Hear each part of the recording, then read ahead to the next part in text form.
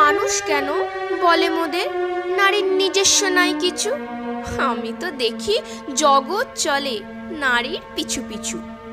বাপের ঘরে লক্ষ্মী আমি, স্বামীর ঘরে অন্নপূর্ণা, ছেলের ঘরে জননী আমি, আমি ছাড়া সংসার অসম্পূর্ণা। আমার থেকে আপন করতে আর কি কেউ পারে? বাপের ঘরকে ছেড়ে এসেও পরকে বাঁধি ঘরে। গোত্র থেকে গোত্রান্তর যদিও আমি হই, তবুও যেন জননী রূপে সকল দুঃখ সই।